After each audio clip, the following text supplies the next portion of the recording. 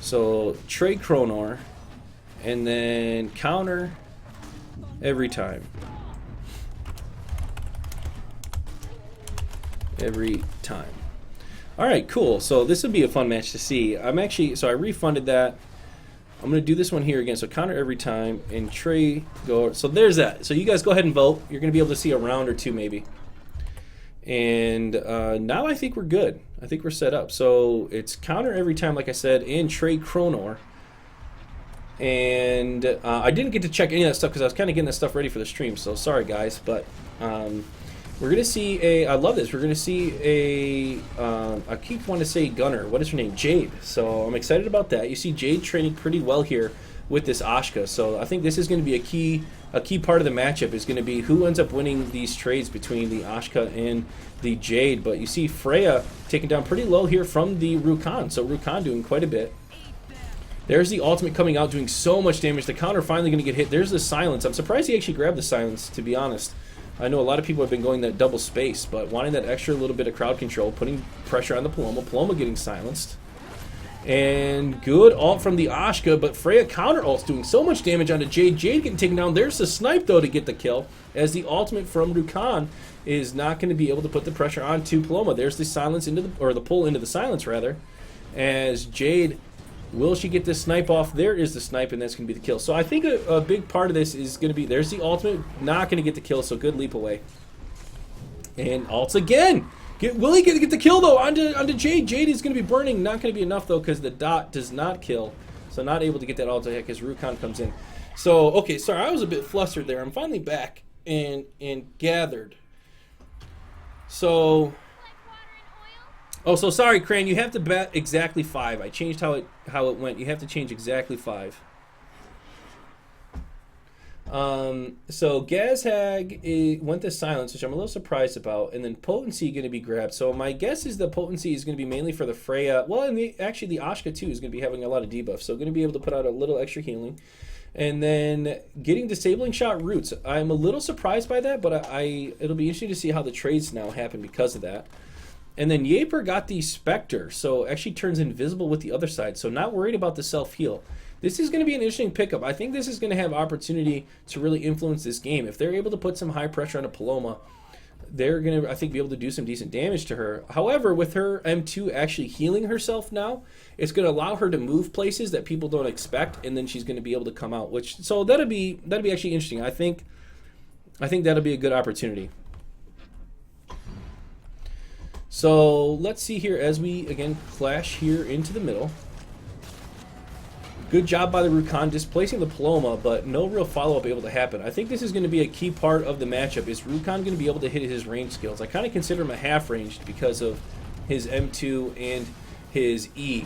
So putting that pressure onto Ashka, it looks like he was able to grab that with his E2. What an amazing job there to grab that middle orb. And now the blue team is going to have to readjust. They're taking down dangerously low. They have to, really unify their damage. Oh no, the Eureka ultimate coming out. So much damage on Ashka. Ashka not able to get out of the goo. And Ashka will be taken out. I was just saying the blue team needs to reposition themselves because, they're taken down so low. They're going to have to play somewhat passive, actually.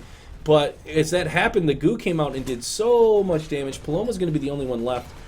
And this is likely going to be it, as she's got herself versus 60% of 3 characters, which is going to be really hard. Red team takes the orb, and she ends up forfeiting it. So man, excuse me. I'm going to take a drink here real quick. My throat's getting a little dry.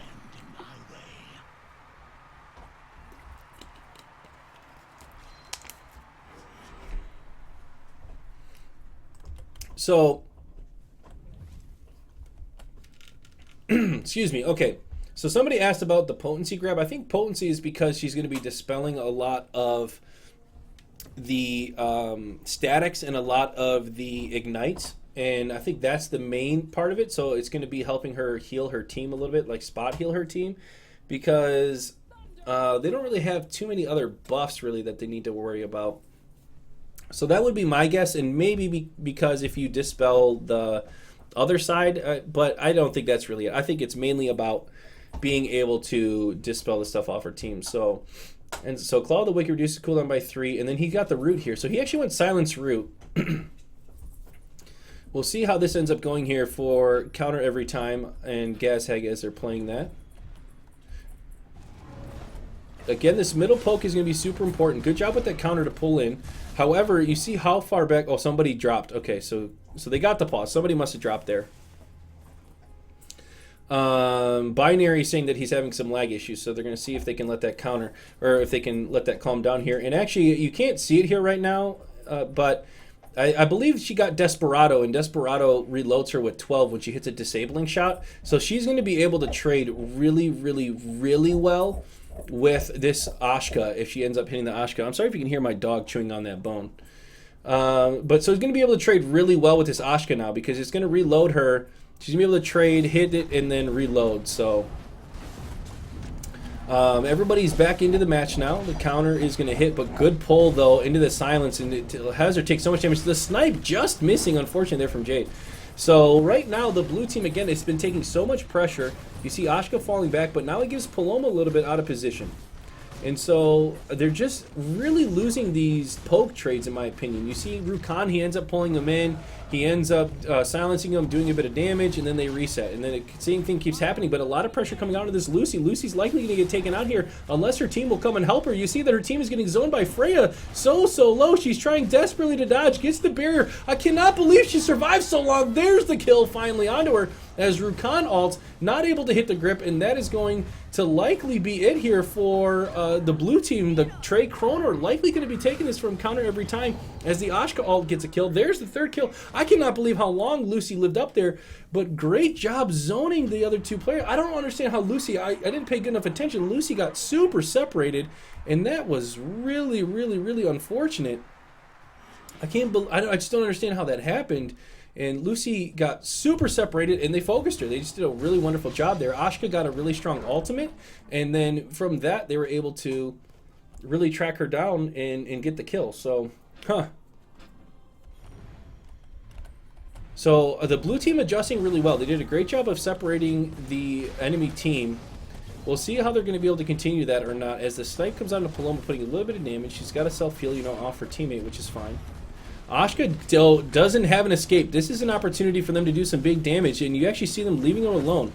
So Ashka is not going to get punished for that. The in cap coming out onto Jade, which is really nice for them. But again, the blue team here, Trey Kroner, has got a little lucky, as counter every time did not follow up onto this Ashka when Ashka was super vulnerable. However, this might be it. The snipe not going to hit, though. Again, just barely misses. So another opportunity here. It has to use his E to escape. Freya is going to be able to get out of that ultimate. There's the silence. Other side going to be used. The heal should be coming out. There's the ultimate to do some heal. Will they get the kill as the snipe comes out? It does get a double hit. There's the Ashka ult doing a ton of damage, but it's not enough as the Freya ultimate just misses. There's the kill from Shadow Beast, and the snipe gets the last one. So again, this Ashka is using her spaces and escapes pretty liberally, but they're not able to really get any follow-up onto him. So I'm not sure what they're doing right now to really, they're not really putting pressure on there, but it doesn't matter. They end up getting it. So I think what's going to happen here is the blue team has to do a little bit better job, in my opinion, of pressuring out some of the players here from counter every time. Counter every time is up 3 rounds to 1, and a lot of that is because counter every time is completely controlling the flow of this game, in my opinion.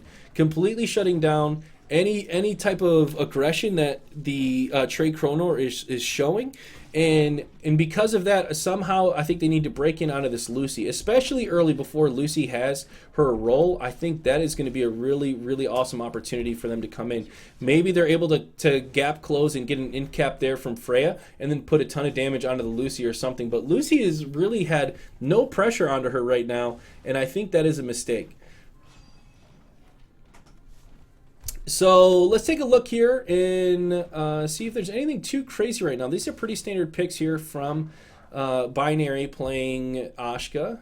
And again, everything pretty standard here from the Freya. The only odd one right now is Spectre that I saw before, and the Into the Realm actually getting the increased movement speed. So wanting them to have really super mobile M2s, or other sides rather. But oh man, that grip pulls them literally right into the middle. I love the positioning of the red team. They're kind of in this triangle, Illuminati confirmed, and pulling them right into the middle of it. And then so much damage. The Deadly Inject is on them. The other side, though, going to dispel it. So good use there of the other side. as the wolf comes up, but gets absorbed immediately. So much damage out of this Ashka. And as I said, look at this. Lucie hasn't even been touched. You see Lucie up here as Freya and Igniter are just trying to trade here into the middle, which, again, I don't think that's going to be enough. You can't just sit there and trade into this Ru Khan. Ru Khan's going to be able to self-sustain, especially with the other healer. There's the ultimate from Lucie. She gets rooted into the goo, and that's going to be the kill onto Freya. So the ultimate from Ru Khan is likely going to be the fourth round here for counter every time. I'm really surprised that, again, this Lucie has taken almost no pressure, and really Jade hasn't either. A lot of this focus, again, has been on this Ru Khan, which I think has been the big mistake. And it just, you can't do that right now. You can't be putting so much pressure on the Ru Khan. He's doing a great job of using his M2, or I'm sorry, his consume to recharge his stuff, and he's putting so much pressure on everybody. But pretty standard. Everything else has been pretty standard as far as Battlerites that have been grabbed.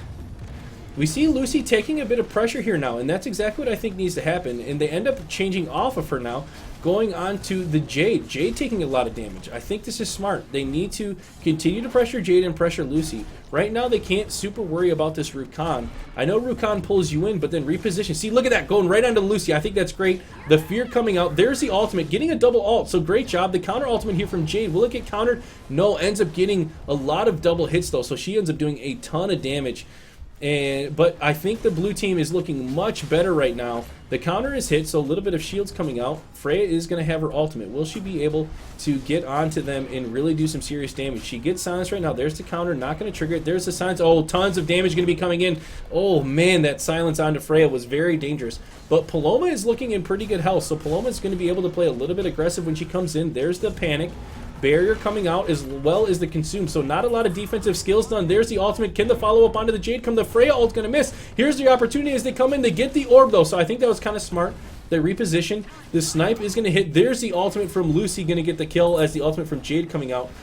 And will they be able to get a counter kill? It looks very difficult here as Jade goes extremely aggressive onto this Poloma as Freya gets silenced. The ultimate coming out. The other side not going to hit, though. There's the snipe. The counter not going to hit, unfortunately. And there's the kill onto Freya. So I really like the play here from Trey Kronor. They did a lot better, in my opinion, of putting pressure onto that Lucie. But in the end, they weren't really able to put enough onto her as Poloma was getting left in the dust just a little bit. And because of that, they weren't able to fully commit onto one of those players. And, man, that was really, really hard. Ashka got